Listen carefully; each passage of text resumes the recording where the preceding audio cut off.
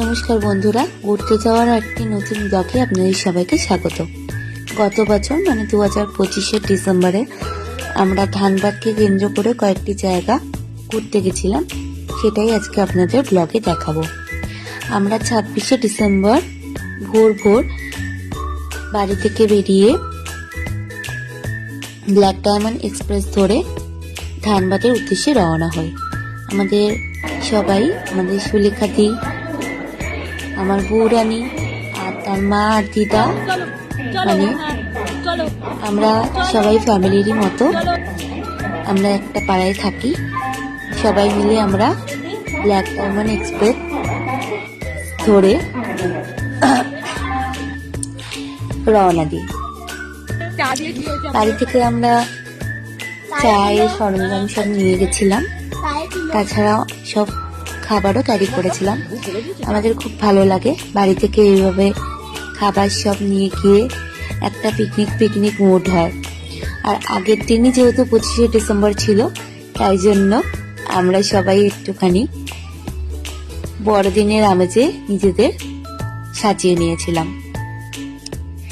তারপর ট্রেন চলার সাথে সাথে একে একে সব খাওয়া দাওয়া শুরু হলো। হাওড়া স্টেশন ছেড়ে দিল আমাদের ট্রেন।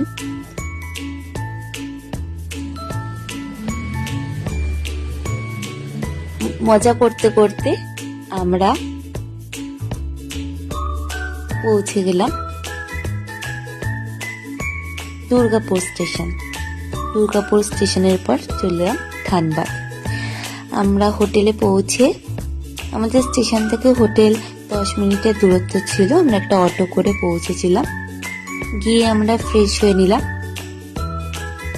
হোটেলের নিচে একটা পাখির দোকান ছিল, অনেক পাখি ছিল ওখানে, আমরা দেখছিলাম সুন্দর সুন্দর পাখি।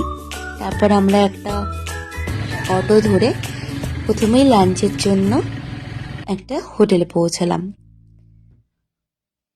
সেখানে আমরা লাঞ্চ করে নিলাম। ফিশ এগ থালি যে যেমন খাবার নিয়েছিল। তারপর আমরা প্রথম পৌঁছালাম কয়লা খাদান দেখতে। জায়গাটায় খুব গরম ছিল এবং যেখানে সেখান দিয়ে ধোঁয়া উঠছিল, প্রচন্ড গরম। এখান থেকে কয়লা উত্তোলন করা হয়। আমরা দেখে নিচ্ছিলাম চারিদিক থেকে, ধোঁয়া উঠছে, দেখাও যাচ্ছে।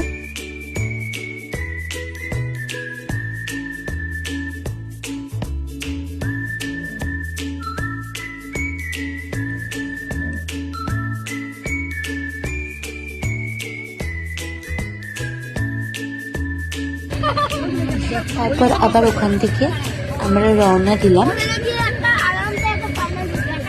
পাতিন্ডা ফলসের উদ্দেশ্যে।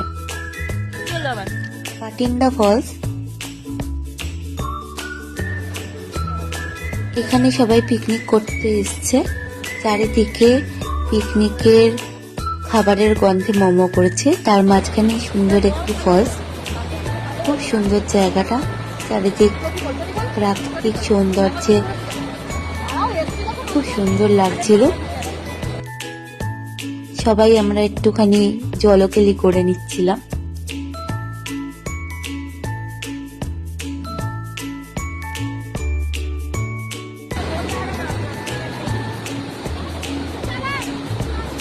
খুব সুন্দর জায়গাটা।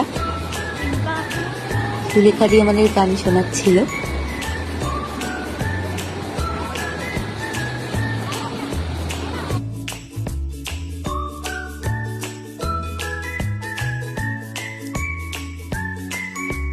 তারপর আবার আমরা অটোয় উঠে মজা করতে করতে চললাম তোচাচি লেকের উদ্দেশ্যে। এই লেকটিতে পুরনো বাংলা সিনেমার অনেক শুটিং হয়েছিল।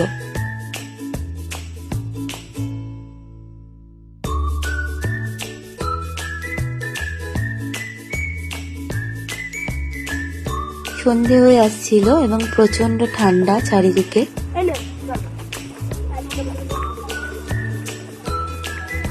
জায়গাটি অনেক বিস্তৃত।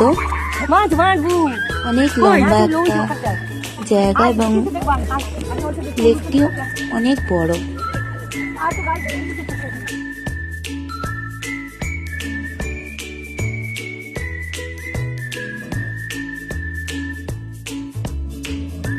এখানে আমাদের বউরানী একটু গরুকে খাওয়াচ্ছিল, প্রচুর গরু ওখান দিয়ে আসছিল। তারপর আমরা পৌঁছে গেলাম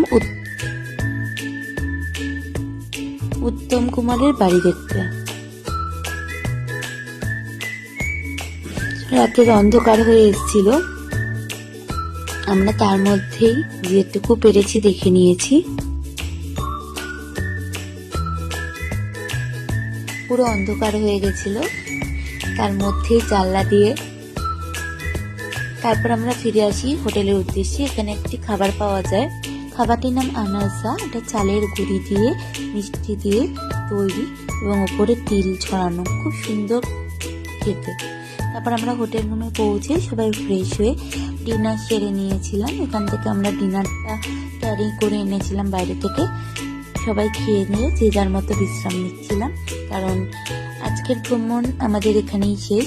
পরের দিনে আবার আমাদের অন্য জায়গার যাওয়ার প্রোগ্রাম, সেটা আমি পরের ব্লগে দেখাবো। ততক্ষণের জন্য ধন্যবাদ। কেমন লাগবে সবাই জানাবেন।